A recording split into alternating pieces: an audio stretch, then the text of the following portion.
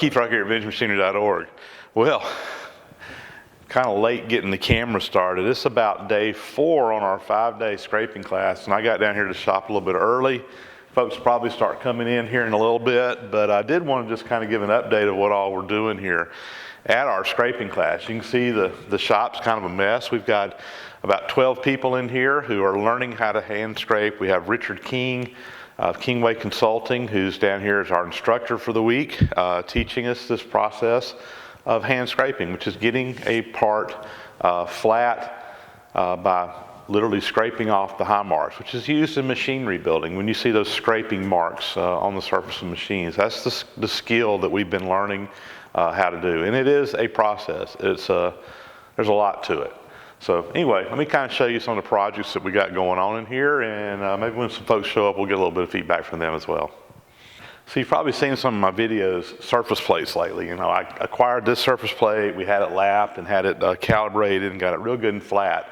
And the main reason I'm wanting a surface plate is this becomes the reference that we use when we're hand scraping. We know that this surface is flat, so we are comparing this surface to other surfaces that we're trying to get flat. And you see on my surface plate right now, there's several of these straight edges, camelbacks. Actually, this is a parallel here. This one in the back, this is my camelback straight edge, so it's flat, and we'll have a little taper on one side here. This one is just a straight edge. This one is the one that Jeff Heath is working on, and it's just flat on the bottom. In the middle here, this one is a parallel.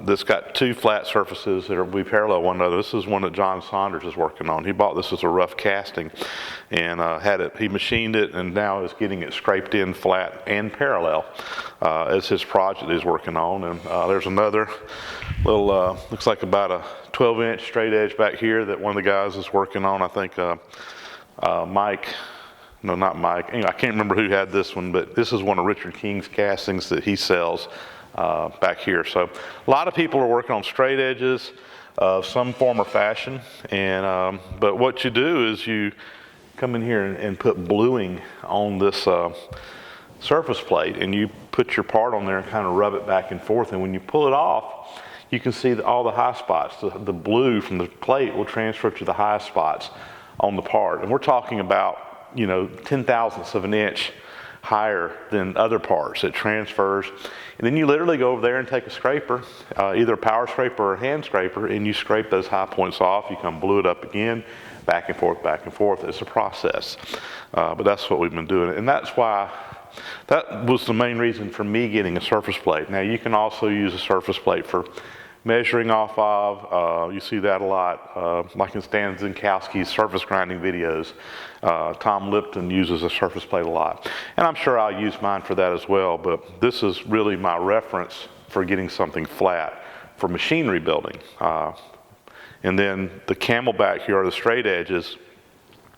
You basically can transfer the flat from the surface plate to this, and now I can take the straight edge to a machine and actually use that as a flat surface to blue up something. Once I get this perfectly flat, I can blue up something on the machine, so I don't have to take the machine and put it on the surface plate. I can take the straight edge to the machine and use this as my reference. So to kind of give you an idea, I'm talking about with the bluing, this is a little straight edge that Tom Utley's working on. His isn't a camelback, it's just a straight piece of metal. But if you look on here, he has been scraping this, and this part's been blued up and it's ready to start scraping, and you can actually see all these little blue areas in here. These are the highest points on the straight edge, and basically what Tom will do when he comes back in here to work on this is he's going to take his scraper and he's going to hit every one of those little high points. He'll go blue it up again, and that high point will be, you know, probably, depending on how hard he's pushing, 2 to 4 10,000ths of an inch lower, and he'll have new high points. And you're trying to get this to a point where you have between 20 and 40 contact points per square inch across here. And you can count these points. You just lay a little 1-inch square on here, count them. And it's all about bearing points. You want to have lots of bearing points. You don't want it to be perfectly flat from the standpoint of having 100% contact, because in a machine, if you have 100% contact, there's no place for the oil to go. In this, all these low areas, you have oil that will get in there. It's only contacting on the high spots. You want to have, again, between 20 and 40 contact points per square inch, depending on what you're doing, what kind of machine it is or whatever. But this will actually wear a lot better on a machine, like if you have your cross side going across your ways on your lathe. Your ways may be ground flat, but on your part that's sliding across it, this gives a place for the oil to go. This will actually last a lot longer than a truly flat ground surface, which is why you see a lot of machines that have been hand scraped. So you guys may recognize this fella. This is Jeff Heath, and we did a shop tour up with Jeff up in Chicago a while back, and I mentioned too the other day, he was in one of my videos the other day because he's down here taking a class this week. Jeff's got a YouTube channel, guys. The Vintage Machine Shop Work, or Vintage Shop. The Vintage Workshop. Vintage Workshop. So look him up on YouTube. It's all his fault. And Jeff does both machine work as well as woodworking, so he's got some really cool stuff. So go check out his channel if you haven't already. But tell him about your straight edge and the process here. Yeah, this is they're called camelbacks because of the shape, and this is a camelback straight edge. It's 36 inches long. I purchased this a while back as a rough casting, and went ahead and machined it and heat treated it and brought it as my project for this scraping class, which is teaching us how to get things scraped in flat so that we can use, the purpose of this is going to be using it as a reference to do some of the things like Keith was just telling you about over on a surface grinder, which is checking flatness on machine areas, ways on lathes, on surface grinders, on mills, for the purpose of getting them scraped in and straight, just for improved performance. So this is the project that I had brought with, and it has been one heck of a project, let me tell you. So when you started, it wasn't as flat as you thought, huh? Well, no. When I started, like I said, I had machined it and then heat treated it and got busy with work, and you know how that is, and never really checked it again, and brought it here and found out that over the length of 36 inches, that it was out between 5 and 6 thousandths of an inch, which, hey, come on in. Come on in, come on in. We're videoing. That's all right. That's all right.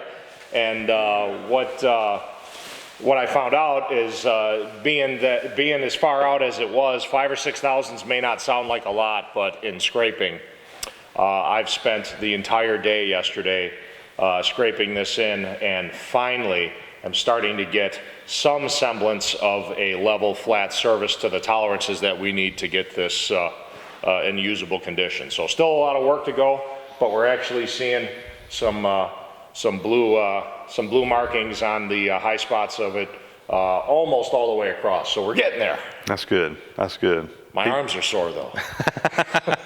It's probably not going to get any better. No. But it's looking good. It's looking a heck of a lot better than when you started. Yes. Cool. Cool. All right, thanks, Keith. I'm Patrick. I'm from Atlanta, and this is my first adventure in scraping, and it has been an adventure. Learned a lot. Clearly learned how much I don't know. We all are doing that. Well, that's a good thing, but it's been very instructional. I've brought a piece that was, brand new out of the box, and This is an angle plate, right? Yeah, plate. yeah. And the good news is this is really the third thing I've scraped. One manual, one power, and this power. And they each get better and better, and Cool. take less time to get there. So while That it's means a you're work- learning. While it's a work in progress, there is progress. Good. Good deal. Yeah.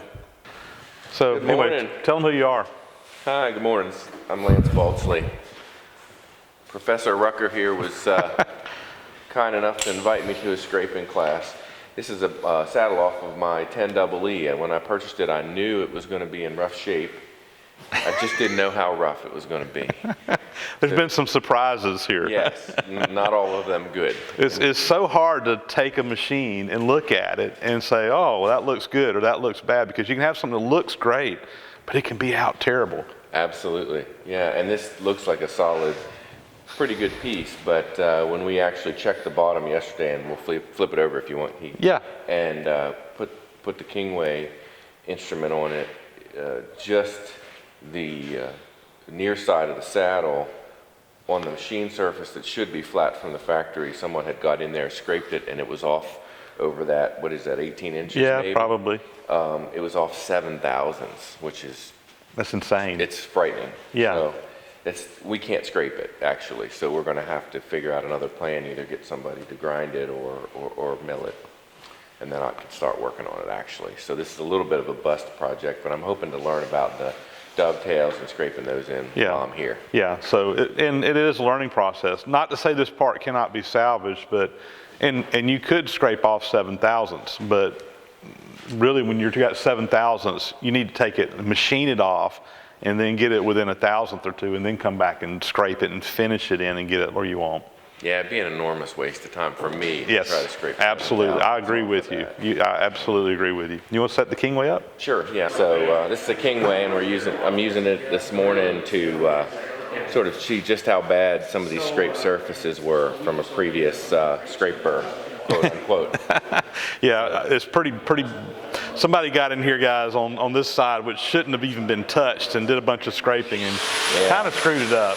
Yeah, where the near end of the saddle meets the apron, someone got in here and it doesn't really look like a scrape job. It looks like a hack job, and it appears to be off about 7/1000ths across the distance of it. It's about 18 inches. So we're trying to figure out a strategy on exactly how we're going to manage that when it goes back on the lathe piece. Cool. So it's been awesome. Thank you so much for having us. Not a problem. Again, machine alignment. This is the kind of stuff you can read in the books, but until you see it and kind of have someone explain it to you, it really just doesn't make sense. Yeah, I mean, it's overwhelming because of all of the particular positions and things you have to consider before you even start to measure. So Cool. fascinating. Thanks again, Keith. It's No been problem. awesome. Your shop is gorgeous. Well, thank you. Thank We've you. all decided we're bringing beds and moving in. Thanks, man. All right. So I'm here. John Saunders is taking the scraping class, and he's working on his a parallel. So Yeah, 24 inches, and I'm really actually calling it done. You're gonna laugh. I put the tape over because I want to show my wife what it looks like, because I'm sure it'll wash away. yeah, You know, it could be done better, but you can see I've got a couple high spots, but still this is pretty flat, and I'm thinking about 3/10 run out in parallelism. wow. So Over 24 inches. That's not bad at all. and the truth is it'll probably move in temperature and shipping back and all that. Yeah, yeah. But really happy. Good. Well, what you think about the class? Great class. I mean, Yeah. yesterday we were at Keith's museum learning how to measure Bridgeports and how to look at where you put indicators and what to look for in the methodology, where you start, and that stuff you can't get Exactly. reading on. I can't get that out of a book. You know, for me, the scraping is cool, and I've learned a pile on the scraping, but being around Rich and talking about machine, alignment and how to measure stuff, man, it's been eye-opening. It's been phenomenal. Thanks for having us down here at the shop. Yeah, cool. Good to see you, man. Thanks, Keith. So this is Tom Utley. Tom's another guy that's taking the class, and he's been scraping up a storm over here. So what all have you been working on? I've been loving it. I've been a couple of little projects. I'm getting ready to tackle my little South Bend 16-inch compound today. Finally got my nerve up after Richard's been holding our hands for a few days. In the meantime, I turned about a 30-inch piece of Durabar cast iron into a nice little beveled edge, straight edge I can use at home. Cool, Been a great class. cool. Really appreciate it. No, this is awesome, The man. shop is awesome. It's hospitality's awesome. I love being back in the South. Yeah. So you guys may remember about a year or so ago where we took the South Bend lathe up to Milwaukee and had it ground. I had some video where we went up and had that ground. That's actually Tom South Bend lathe. Still working on Still it. working on it. Almost done though. So, but he's getting closer and closer here. Yeah. Cool. Appreciate Awesome. it. Glad to have you here, man. Great to be here. So you guys probably recognize this old galoot here, Adam Booth. Adam from Avon 79 channel. Yeah. So what have you been working on, Adam? I've been working on this little cast iron angle plate, which really didn't turn out as well as I wanted it to. Ended up being out of square quite a bit, so it needs milling. Okay. So I've been working on one side of it, trying to get it flat, and then I'll take it home and end up milling the other side. On the other side and scraping it in. Yeah, and then scrape it in later. So. Yeah.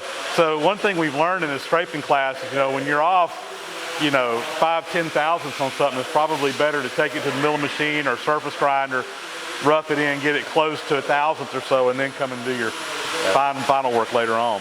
Yeah, it just takes a while to get it down if you got 5 thousandths to get it flat. Yeah. And what you got here?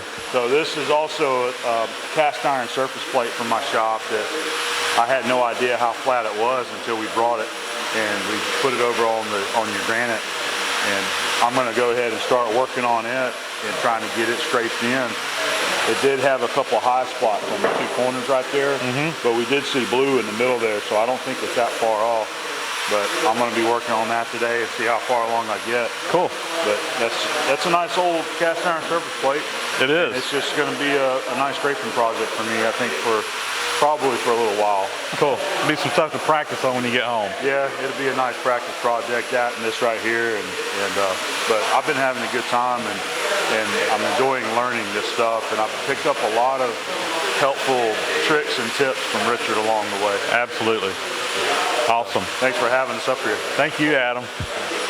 So Jay Kilroy, another YouTube creator here, came down for the event, and you've had several projects going on. So tell us what you started on and tell us what you're working on now. Well, I started on this angle plate that I did a video on cutting 2 of these. I cut one on a shaper and I cut one on a mill. I remember those videos, yeah.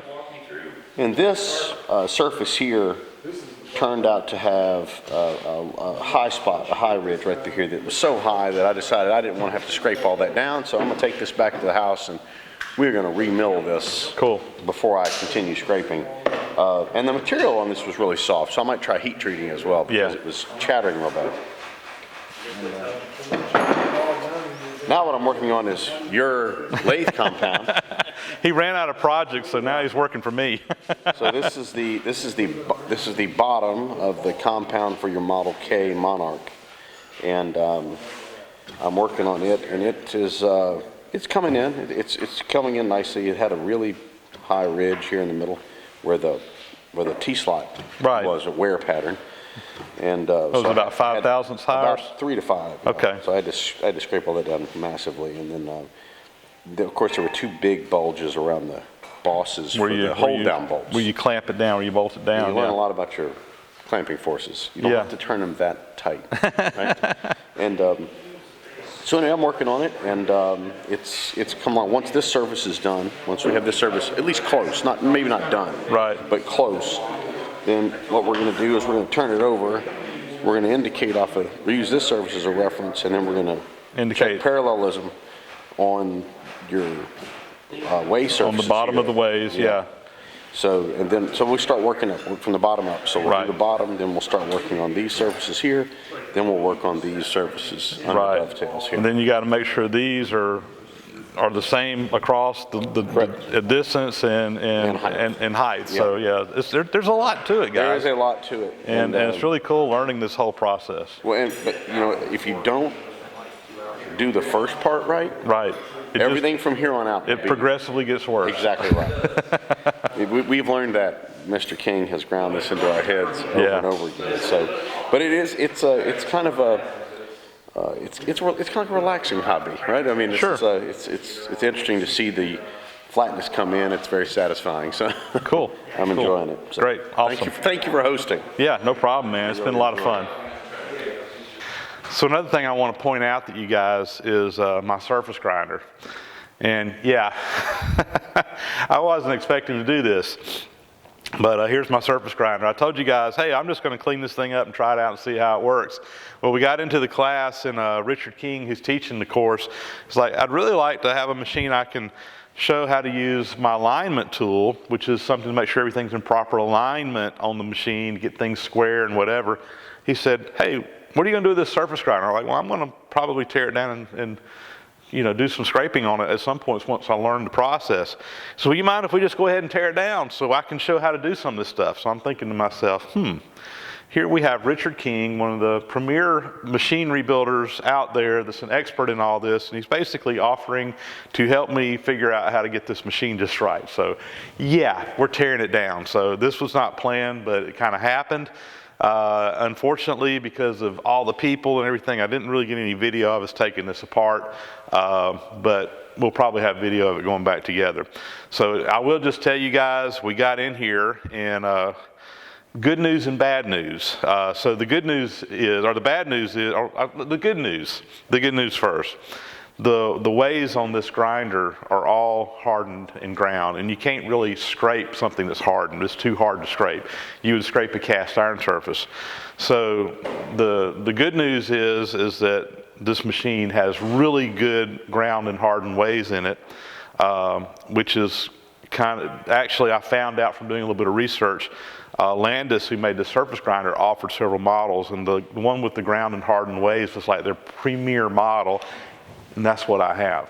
The bad news is that because everything's ground and hardened on the ways, I can't scrape it to take it in.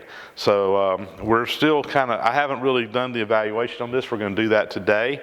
But after doing some just quick and dirty stuff, I think that the ways are in pretty darn good shape. They're not perfect, but talking with Richard, he's like, I don't think I'd do anything in that machine. I think I'd keep going. Now up here on the column, this is all cast iron back here, and we haven't even checked this yet to see if there's any wear in this part. So there may be some scraping that gets done on the column where it goes up and down, yet to be determined. But I did want to kind of show you the surface grinder here. And again, this was not planned, but I'm taking good advantage of an opportunity to get this machine tuned in. It appears to be in pretty good shape, which is exciting to me, because when I bought this machine, it was kind of unknown what condition it was in. But I think we got a keeper here. So I'm anxious to do some more testing on it, see where we're at, and get it put back together where we can start using it. Well, an update on the surface grinder.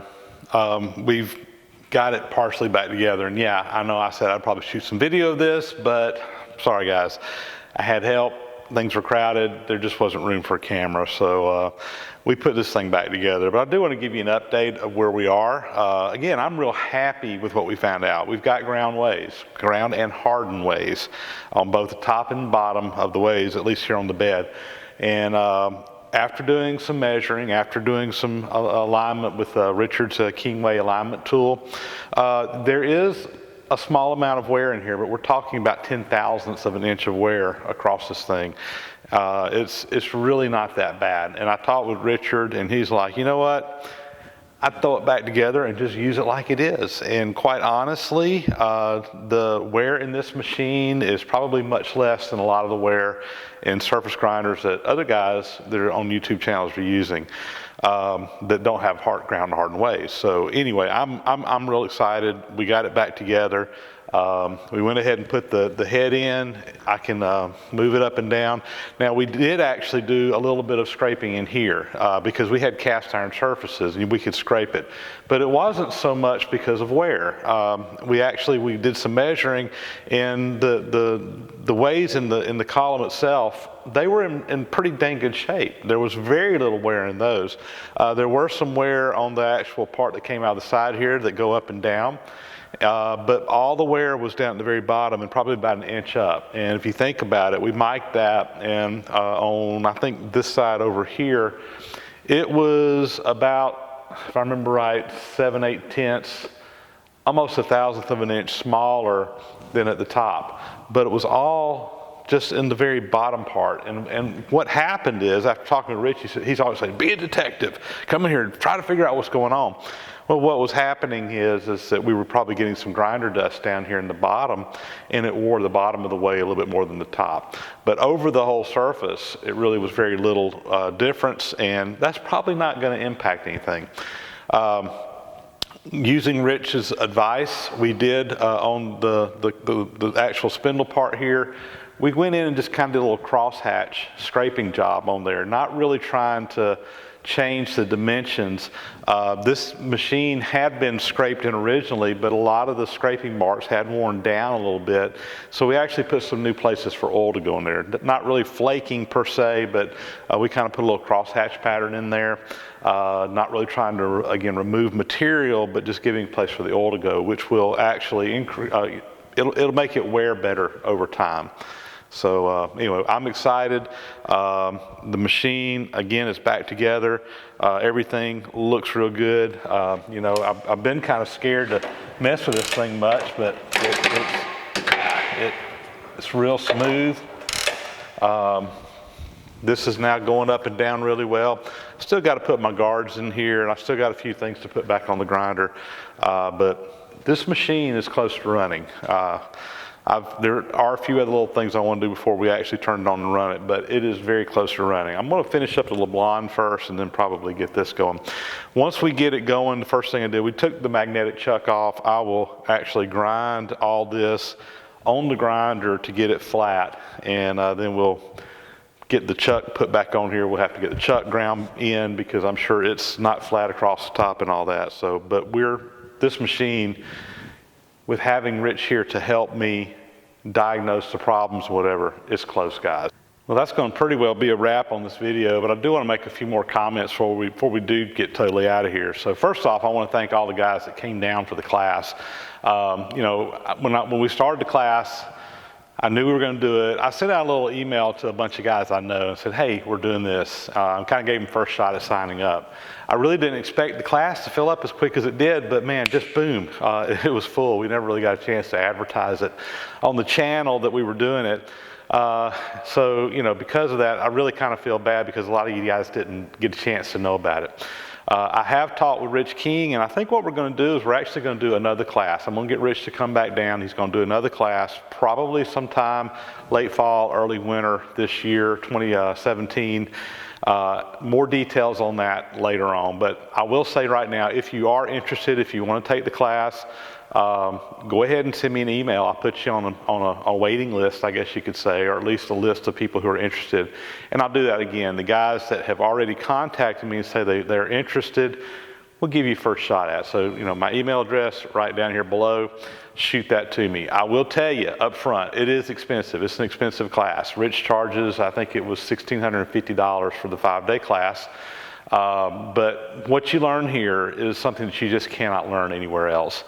And so just keep that in mind, but it is, in my opinion, well worth the money to do it. But again, I think we will host another class. I also want to thank all the guys that came in on this one. You know, we had several YouTube creators here. We had Adam Booth, had John Saunders, had Jay Kilroy, had Jeff Heath. So all those guys will be going back home, and they will be, they shot video, and I'm sure on their channels you're going to see more about the scraping class. And quite honestly, they're going to probably be getting into a little bit more details than I did. As the host of the class, guys, it seems like I spent most of my time running around. Hey, Keith, have you got this? Have you got that? Which was great. I mean, I thoroughly enjoyed having it here, but it was really difficult for me just to get a break to be able to fire my camera up and do much filming through this. And part of the reason why I want to have another class to get Rich to come back in, because I didn't get as much actual time practicing the scraping as some of the guys who took the class because I was running around a little bit. But now that I've got the basics, I can do a lot of practicing on my own. I've got some stuff I got to really get. So I've got a hand scraper that I made that I can do it by hand. But you also learn the technique of power scraping in here. We use a biax power scraper. And the biax power scrapers, I mean, if you buy a brand new one, you know, they're about $3,500. You can find used ones on eBay, you know, or whatever for a lot less than that. But I really need one. Now that I know this skill, I've got to get a biax power scraper. I think I may have a lead on one. But I've got to get one of those in. I've also got to get a grinder that I can grind the carbide bits. I don't have that now. So there are some things I've got to kind of get acquired in my shop to really get geared up to do this. But that's all stuff I'll be looking for. And I've got several projects in here. You know, a couple of the guys started helping me out by working on my Monarch lathe, scraping into compound, and they got a lot of it done, but it's not finished. So at some point before I get that put back together, I'm going to have to probably come in here. If I don't get a power scraper, I'll have to hand scrape all that in and finish that up, which will be good practice for me. So with that, I think it's pretty much a wrap. Oh, one other thing. Big thank you to Richard King. You know, and I edited my video, and I realized I don't even have a clip of Richard. He was going around and working with the people and talking with them so much. I never got him on camera. I think some of the other YouTube guys did, so you can probably maybe look at their channels and see some shots of actual Rich. But Rich is a second generation scraper. His father taught him the skill, and he knows his business. And not only the scraping part, but machinery building. That's what Richard has kind of done as a career. And he's kind of semi-retired now, not doing as much of it, but he's still got it all up here. And one of his missions in life is to spread that information, to teach other people, and that's what he's doing through these classes. So with that, we'll be a wrap, and hope you guys enjoyed the scraping stuff. Now that we've got this behind us, I can kind of get back to working on stuff in my shop. So the LeBlanc lathe over there, man, you're next, dude. In fact, I'm probably going to be working on that this weekend. This video should go up on Friday, and I'll probably be working on the LeBlanc all weekend and trying to get it finished up. Unfortunately, now that I know all the scraping stuff, I may have to tear it back into it to do some more fine-tuning to it, maybe down the road. Thanks for watching, guys. We'll talk to you later.